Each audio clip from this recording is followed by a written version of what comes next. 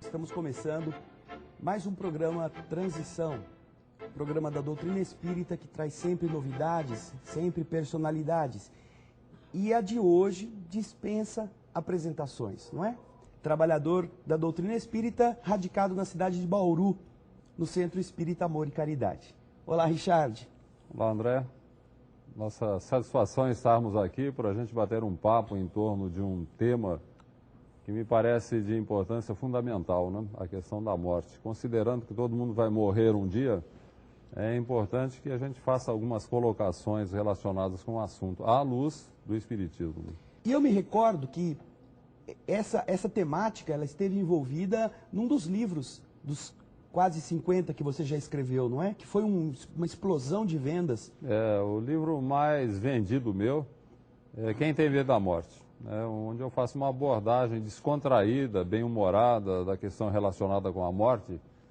E o livro já vendeu perto de 250 mil exemplares. Então é um verdadeiro best-seller espírita.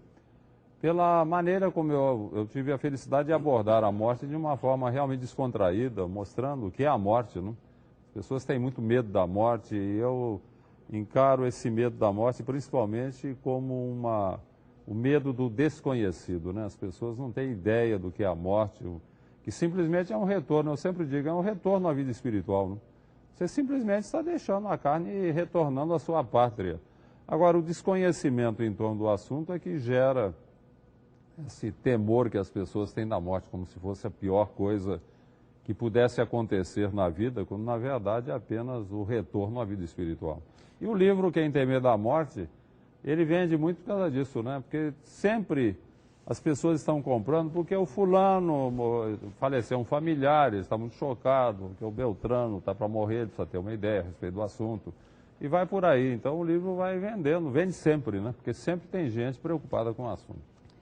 Richard, você falou do medo, que isso é uma das características que a morte produz, não é? O receio da morte.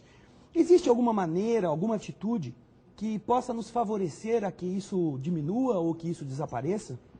Eu diria que, em primeiro lugar, é o conhecimento a respeito do processo da morte, que, aliás, a doutrina espírita, nesse particular, é uma bênção na nossa vida, né? Porque o Espiritismo mostra o que é a morte.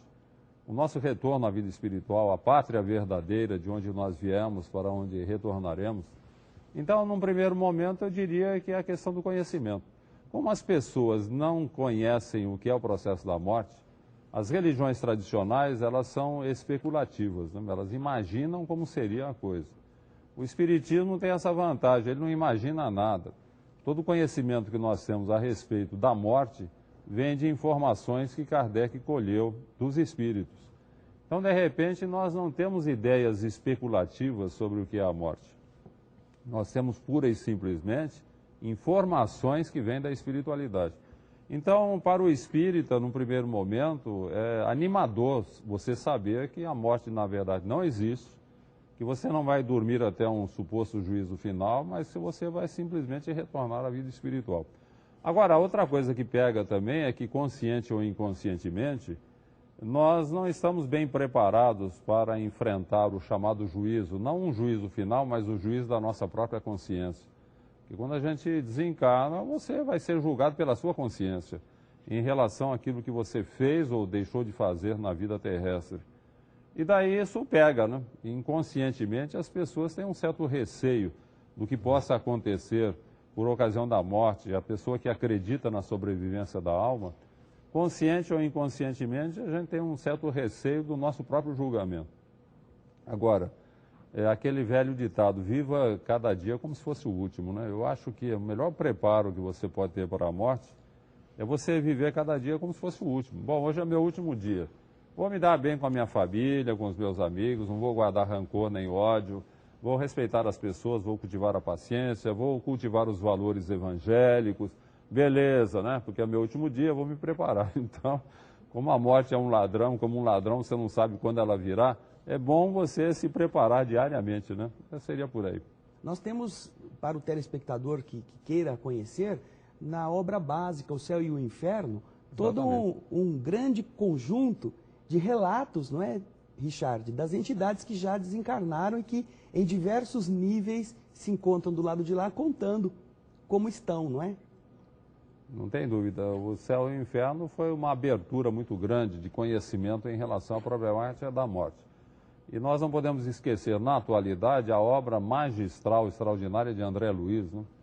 André Luiz, ele, através da mediunidade excepcional de Chico Xavier, ele abre a cortina que separa o além do plano físico e mostra o que é a realidade. E o que é principal, o interrelacionamento que há entre o plano espiritual e o plano físico. Então, o espírita que lê a obra de Kardec e lê a obra de André Luiz, de repente você tem uma visão consoladora, num primeiro momento, né, em relação aos familiares que venham a desencarnar, e animadora também, para você não ter medo, você vai ser bem amparado, desde que você esteja preparado para a morte. Né? Há coisas interessantes, André, envolvendo a questão do medo da morte. Né? Eu me lembro de um caso que eu atendi alguns anos atrás, de um cidadão que ele havia sofrido um AVC e era paciente terminal. Estava na UTI, os médicos recomendaram, não, é bom levá-lo para casa, que ele possa desencarnar, possa morrer, né, para o médico, junto aos seus, tendo o carinho da família, né, foi procurar. Só que o tempo foi passando e o homem não morria. Né, ele foi até uma surpresa para os médicos, era para desencarnar em dias e passaram-se semanas e ele não morria. Estava no leito, totalmente imobilizado, consciente, mas não conseguindo se comunicar, ele se comunicava por sinais. E eu fui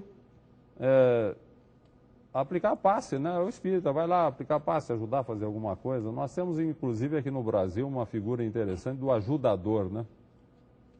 Em regiões do Norte e Nordeste, a figura do ajudador. Quando o cidadão está demorando muito para morrer, chama o ajudador, que através de ritos e rezas, ele vai tentar convencer o candidato a defunto a defuntar, né? Sim. Vamos tentar convencer o cidadão. Aqui no estado de São Paulo nós não temos a figura do ajudador, então eu fiz às vezes.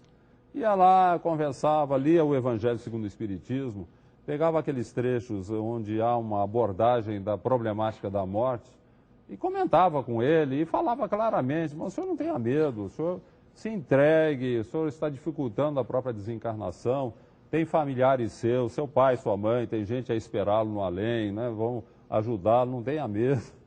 E eu falava claramente, orientava, procurava estimulá-lo a se entregar, porque o cidadão se segura, né? Ele se segura e dificulta o processo da morte.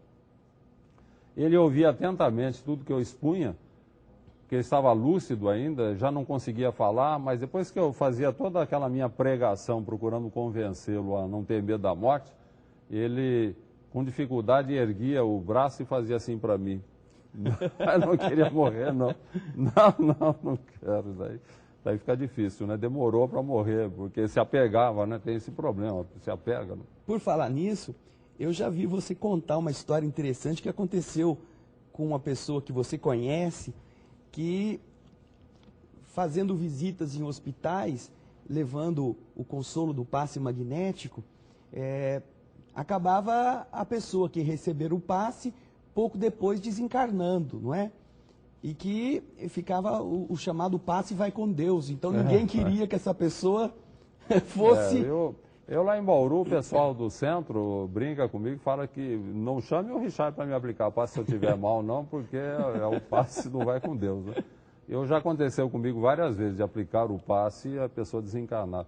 Por uma razão muito simples, o cidadão às vezes não tem força nem para desencarnar. Né? O passe o prepara espiritualmente, é um estímulo, um impulso, é aquela sintonia com a espiritualidade e acaba facilitando mesmo. É comum, se aplica o passe quando o paciente... Eu sempre digo, quando ele está para desencarnar, né? Se não estiver para desencarnar, o passe é para recuperá-lo, não é para ajudar o desencarne. E falando nesse tema, gostaria que você abordasse também a parte dos familiares, dos amigos que estão ali em volta. Eles ajudam, eles atrapalham?